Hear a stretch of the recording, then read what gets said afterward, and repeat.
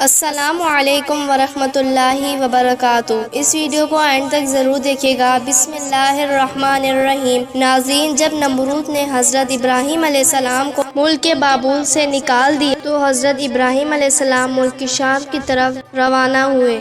ان کے ساتھ ان کی بیوی سارہ اور ان کے بھتیجے حضرت لوط علیہ السلام تھے۔ جب حضرت سارہ کا نکاح حضرت ابراہیم علیہ السلام کے ساتھ ہوا تو حضرت سارہ کافی آسودہ حال تھی۔ ان کے پاس بہت سی زمین اور مویشی جانور تھے۔ آپ نے تمام اموات حضرت ابراہیم علیہ السلام کو بخش دیے۔ حضرت ابراہیم علیہ السلام نے اپنی مہارت سے تمام امور کی اصلاح کی۔ مویشیوں اور زراعت میں ترقی ہوئی، یہاں تک کہ بابل میں ان سے بہتر حال کسی کا بھی نہیں تھا۔ اس لیے نمرود نے حضرت ابراہیم علیہ السلام سے لینے کی کوشش کی، جس کا تمام احوال حضرت ابراہیم علیہ السلام ابتدائی زندگی پر ہم تفصیلی ویڈیو ہی بنا چکے ہیں۔ حضرت ابراہیم علیہ السلام حضرت لوط علیہ السلام اور حضرت سارہ کو لے کر چلے گئے اور کہا، سورہ الصافات آیت نمبر 99، میں اپنے پروردگار کی طرف یعنی بیت المقدس جا رہا ہوں، وہ ان قریب میری راہبری کرے گا۔ حضرت ابراہیم علیہ السلام ایک غیور انسان تھے، اسی لیے انہوں نے اپنے سفر میں اپنی بیوی سارہ کو ایک صندوق میں بند کر دیا تاکہ وہ غیر مردوں کی نظروں سے محفوظ رہے۔ لیکن راستے میں قبطیوں کے ملک یعنی مصر میں پہنچے، جس پر ایک عرب بادشاہ حکومت کرتا تھا۔ اس ملک کی سلطنت پر ایک سپاہی نے حضرت ابراہیم علیہ السلام کو اپنے مال محصول ادا کرنے کے لیے روک لیا۔ وہ آپ کے سامان کی جانچ پڑتال کرتے کرتے اس صندوق کی طرف آیا اور بولا، یہ صندوق مجھے کھول کر دکھائیں۔ حضرت ابراہیم علیہ السلام نے اس سپاہی کو کہا کہ فرض کرو یہ صندوق سونے اور چاندی سے بھرے ہوئے ہیں، اب اس کے لیے جو کچھ تم چاہتے ہو میں وہ تمہیں دے دیتا ہوں، اس صندوق کو مت کھولو۔ اس سپاہی نے حضرت ابراہیم علیہ السلام کو کہا کہ یہ صندوق جب تک نہیں کھولو گے اس کا حساب نہیں ہو سکتا۔ اسی اصلاح میں اس نے صندوق کو کھول دیا۔ جب اس کی نظر حضرت سارہ کے چہرے پر پڑی تو وہ کہنے لگا کہ اب تو تمہاری اور اس عورت کے بارے میں بادشاہ کو اطلاع نہ دے دوں تمہیں آگے نہیں جانے دوں گا۔ چنانچہ اس نے کسی شخص کو بھیج کر بادشاہ کو اطلاع کیا۔ بادشاہ نے چند لوگوں کو بھیجا کہ صندوق اٹھا کر یہاں پر لے آؤ۔ حضرت ابراہیم علیہ السلام ساتھ چلے اور انہوں نے کہا کہ جب تک میرے جسم میں جان باقی ہے تب تک میں اس صندوق کو اپنے سے جدا نہیں کروں گا۔ جب بادشاہ کو یہ اطلاع دی گئی تو بادشاہ نے حضرت ابراہیم علیہ السلام کو تابوت کے ساتھ آنے کی اجازت دی جائے۔ حضرت ابراہیم علیہ السلام کو تابوت اور ان کے باقی سامان کو بادشاہ کے محل لے جایا گیا۔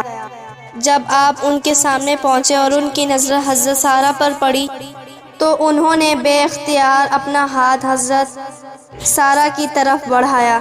حضرت ابراہیم علیہ السلام غیرت اور حیات کا سرچشمہ تھے اور ادھر سے منہ پھیر کر اللہ تعالیٰ سے کہا، اے میرے پروردگار، میرے اہل حرم کو اس شخص سے دور رکھنا۔ اسی وقت اس بادشاہ کا ہاتھ سوکھی لکڑی کی طرح ہو گیا اور اس نے حضرت ابراہیم علیہ السلام کو مخاطب ہو کر کہا، کیا تمہارے خدا نے میرا ہاتھ خشک کر دیا ہے؟ حضرت ابراہیم علیہ السلام نے کہا، ہاں، میرا خدا غیور ہے، وہ حرام کاموں کو ناپسند کرتا ہے۔ بادشاہ نے کہا، آپ اپنے خدا سے دعا کریں کہ وہ میرا ہاتھ ٹھیک کر دے، پھر میں آپ کے حرم کے ساتھ کوئی ایسی حرکت نہیں کروں گا۔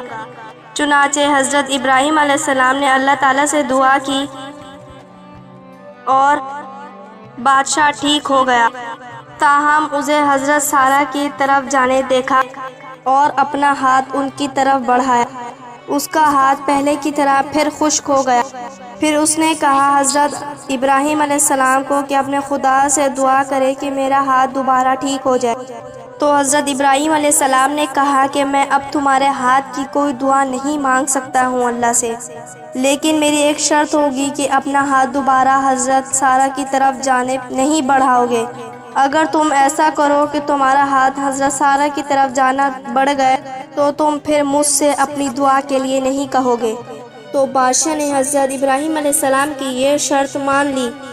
تو حضرت ابراہیم علیہ السلام نے اللہ تعالیٰ سے کہا کہ اے خدا، اگر یہ شخص سچ بول رہا ہے تو اس کا ہاتھ ابھی ٹھیک کر دے۔ تو اس کا ہاتھ اس کی اصل شکل کی طرح آ گیا، اور اس طرح اس کے دل میں حضرت ابراہیم علیہ السلام کا روب بڑھ گیا، اور اسی طرح حضرت ابراہیم علیہ السلام کی روح پہ تکنین کی۔ اور بادشاہ نے حضرت ابراہیم علیہ السلام سے کہا کہ تم بے خوف رہو، تمہاری قربت یا تمہارے اموال سے میں باز رہوں۔ تمہیں جس جگہ جانا ہے جاؤ، لیکن میری تم سے ایک حاجت ہے۔ تو حضرت ابراہیم علیہ السلام نے بادشاہ سے پوچھا کہ آپ کی حاجت ہے؟ بادشاہ نے کہا کہ میں اپنی بیٹی کو بطور کنیز حضرت سارہ کو دینا چاہتا ہوں۔ آپ علیہ السلام نے منظور فرمایا۔ بادشاہ نے اپنی بیٹی سارہ کو بطور کنیز عطا کر دی۔ بادشاہ کی بیٹی کوئی اور نہیں بلکہ حضرت ہاجرہ تھی، جو کہ اللہ تعالیٰ کے حکم سے ان کو بیوی کا درجہ دیا، اور انہی کے بدن سے حضرت ابراہیم علیہ السلام کو ایک پیارا سا بیٹا عطا فرمایا، جس کا نام حضرت اسماعیل علیہ السلام تھا۔ حضرت ابراہیم علیہ السلام اپنے اہل و اموات کے ساتھ روانہ ہوئے۔ بادشاہ بھی ان کے تعظیم کے لیے ان کے پیچھے چلا۔ اللہ تعالیٰ نے حضرت ابراہیم علیہ السلام کو وحی کی، کھڑے ہو جاؤ اور اس بادشاہ کے راستے پر نہیں چلو جس پر قابو پا چکے ہو، بلکہ تم بادشاہ کو آگے کرو اور تم اس کے پیچھے چلو اور اس کی تعظیم کرو، بلکہ وہ بادشاہی کے باوجود غلوب اور ناچار ہے، خواہ نیکوکار ہے یا بدکار۔ یہ سن کر حضرت ابراہیم علیہ السلام کھڑے ہو گئے اور بادشاہ سے کہا، آگے چلو کہ تمہاری میں تعظیم کروں اور تم کو مقدم رکھوں، اور تم کو عزت و احترام کی وجہ سے تمہارے پیچھے چلوں۔ بادشاہ نے کہا، کیا ہوا؟ تمہارے خدا نے ایسی وحی کی ہے؟ ابراہیم علیہ السلام نے کہا، ہاں۔ اور اس نے کہا کہ میں گواہی دیتا ہوں کہ تمہارا خدا صاحب جلال، بردبار اور کریم ہے۔ تم نے اپنی دین کی طرف مجھے راغب کر لیا ہے۔ پھر بادشاہ نے حضرت ابراہیم علیہ السلام کو رخصت کیا اور وہ روانہ ہو گئے۔ اس ملک سے نکل کر حضرت ابراہیم علیہ السلام ملک شام پہنچ کر ایسی جگہ ٹھہرے جو فلسطین اور شام سے آنے جانے والوں کا راستہ تھا۔ اس راستے سے اللہ کے نیک بندوں نے رہنا سہنا شروع کر دیا۔ امید کرتی ہوں یہ ویڈیو آپ کو پسند آئی ہوگی۔ مزید ہماری ایسی ویڈیوز کے لیے ہمارے چینل کو لائک، سبسکرائب اور بیل آئیکن کے بٹن کو ضرور کلک کیجیے گا۔